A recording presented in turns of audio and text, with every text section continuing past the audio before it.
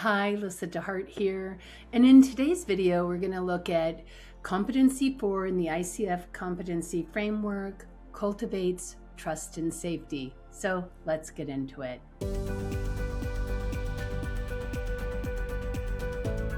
This competency really didn't change in the updated 2025 changes that ICF has made to the ICF Core Competencies.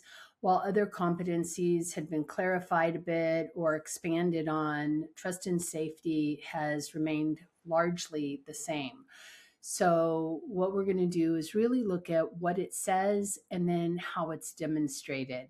So when we're thinking about cultivating trust and safety, what we're really talking about are not any kind of techniques, but rather this is the relational conditions under which we co-create a relationship between the thinker and the coach. It happens in the moment and it happens within conversations. It isn't something that we do or make people feel safe, but rather it's how we are being with another human being. This competency really is in how you show up as a coach, how the client experiences the relationship, and whether the coaching space is feeling respectful, inclusive, psychologically safe enough for the person to be vulnerable, to be honest with themselves, to do the deeper work that needs to happen in order for the things above the waterline to be handled. We must be able and safe enough to go below the waterline. So think of the iceberg metaphor, and all the stuff that we need to work on is below that waterline. Actions, results are above the waterline. You won't get sticky actions or sticky results without dealing with the things that are driving those actions and results. So trust and safety are really quite fundamental to having this sort of space that a person can be vulnerable and explore. So it is a way that we show up. Trust and safety is a relational experience. And so I'm going to ask you to think about times where you were with people and you felt safe versus at times where you've been with people and you did not feel safe.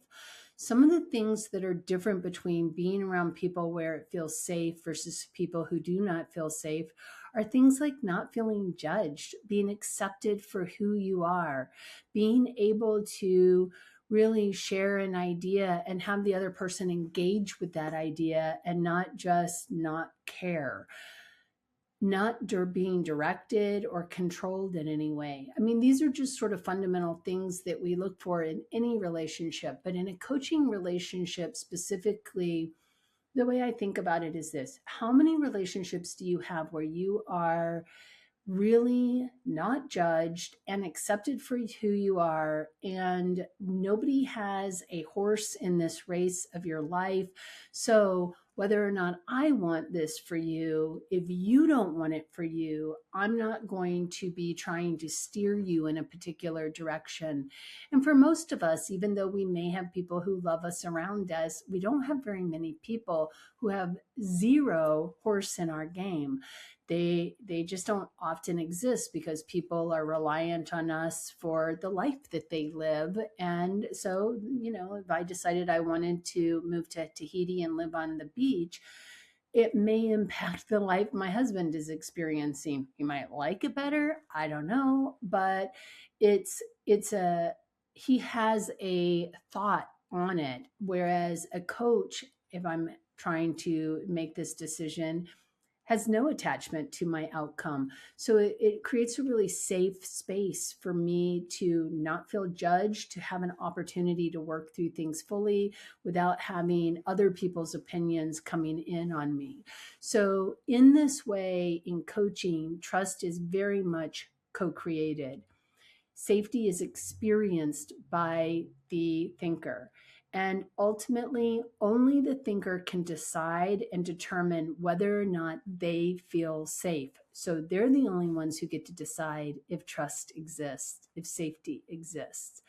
So, as coaches, since we don't get to decide, what we do have control over is how we create the conditions of trust and safety so they can emerge and then ultimately be sustained through our relationship with the people we work with. I think there's some common misunderstandings that people have around trust and safety, and I'd like to just sort of go through a few of them. First, trust is not built on our reassuring the person that they're okay. It doesn't work that way. I wish it did. It would be so much easier, but that isn't how trust is really built. Safety isn't about avoiding challenging situations or even challenging somebody's thinking or challenging them to think maybe in a new way. That is doesn't create safety to avoid challenging people. Being supportive is not the same thing as being trustworthy. We need to be both in order to create a supportive, safe, and trusting environment. And over identifying, trying to rescue people, trying to make them feel better, or managing them or pointing them in certain directions over time actually erodes that sense of trust and safety, because I have less sense of agency if I'm the thinker. So ultimately, trust and safety are strengthened when the client feels like they are respected, not managed or handled or cared for like they're a baby. Trust and safety is demonstrated in coaching conversations in the patterns of how we interact with people, how we respond to emotion when it shows up, whether we turn away from it or turn towards it, or we just try to delicately step over it so we don't have to talk about it. I think there's a big misunderstanding in coaching that when emotions show up, that all of a sudden it's become therapy. That's not a realistic way of looking at how human beings process information. People are going to get emotional. We don't need to go, tell me more about what that terrible emotion is telling you. That isn't what we need to do. But there needs to be acknowledgement of the emotion, because I think it was in John Gottman's work where he showed that if you turn away or turn against somebody, I think it only takes like 3 times. The person's never going to bring it up again. So if you're working with somebody and they get emotional about something, maybe they're sad about it, maybe they're angry about it, maybe they're overwhelmed by it, but we don't acknowledge it and ask what's important for them to explore in that and how it might serve the goal that they want, what we're telling them subtly is we don't want to hear your emotions. And again, going back to this idea of therapy, we're not being therapists when we acknowledge emotion and ask what's important that needs to be explored here so that they can move towards what they want. We're being bad therapists if we say, I see you crying. Can you tell me more about what that crying is about? Now we're leading them into kind of the spiral of negativity. And that is not what we want to be doing as a coach.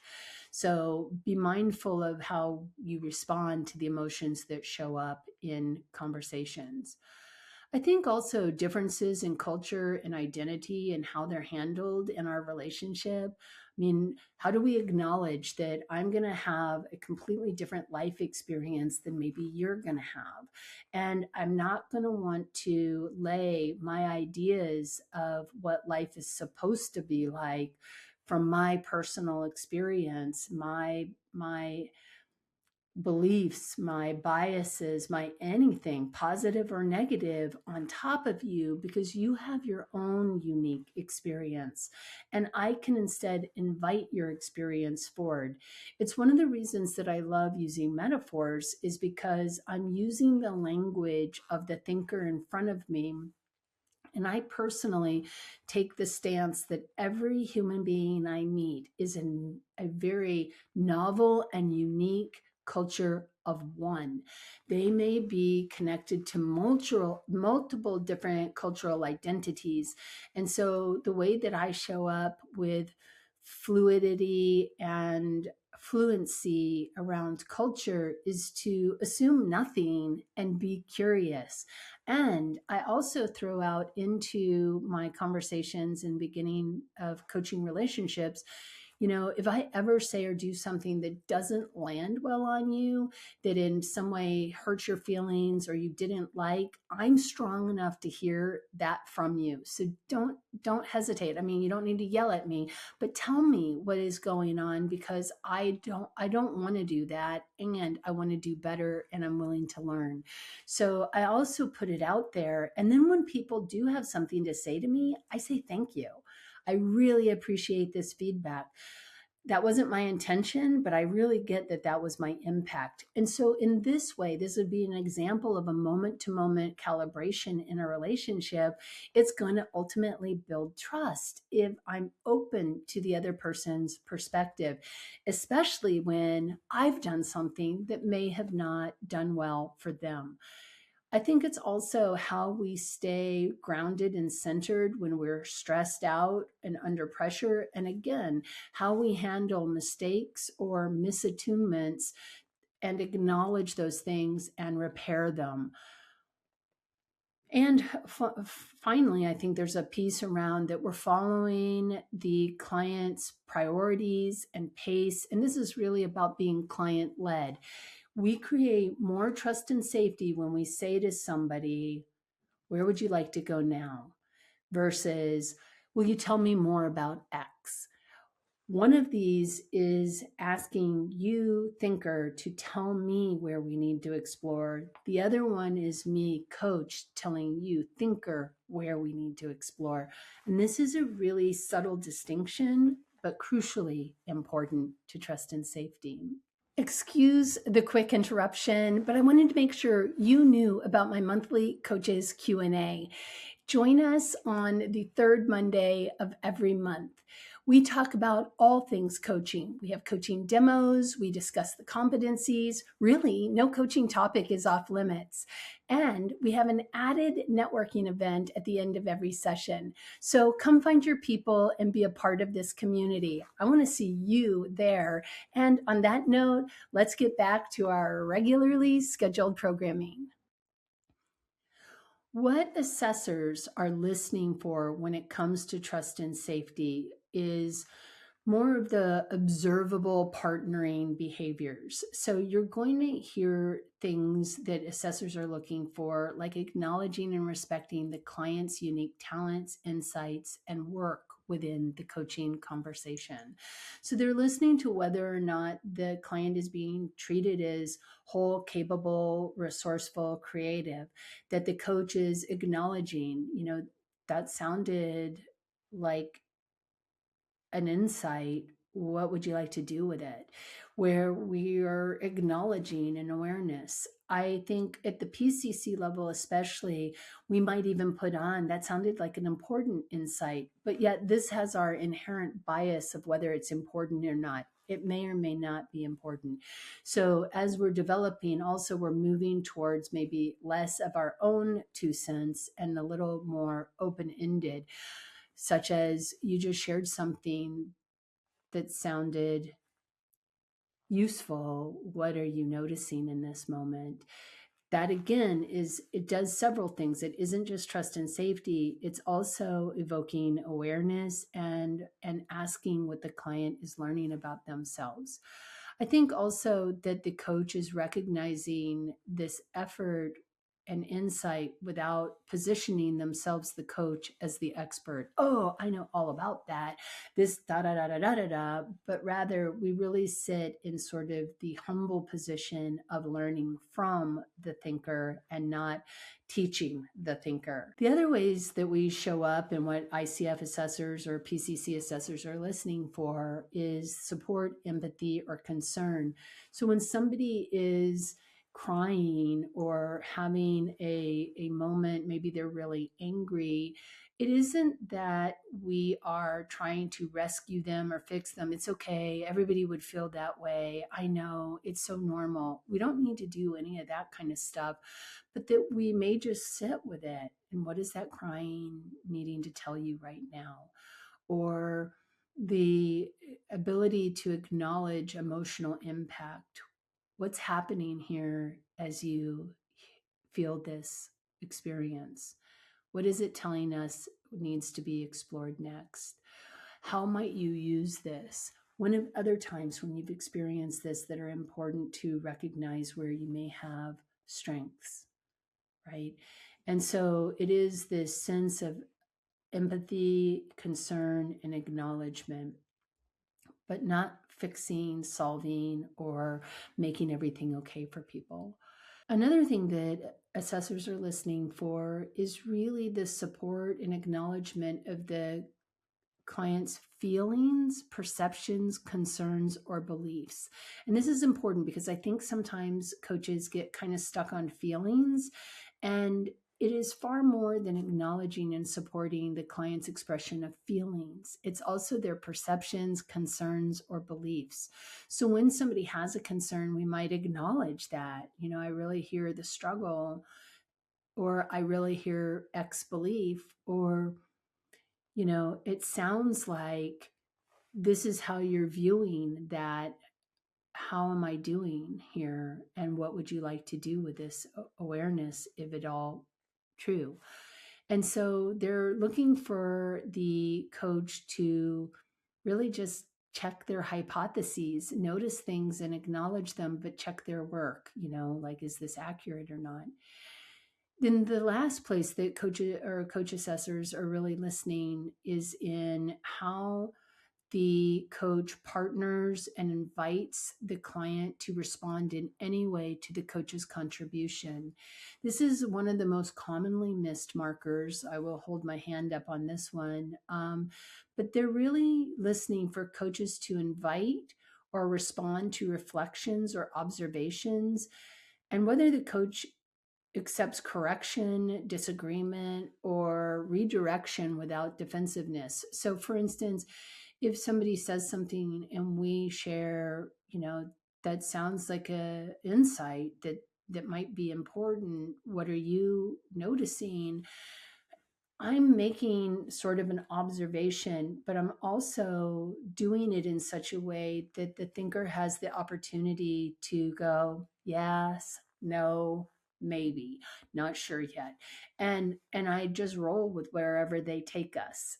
It is about not getting too attached to my own ideas of what's happening in the coaching, but rather staying useful and acknowledging the person that I'm with.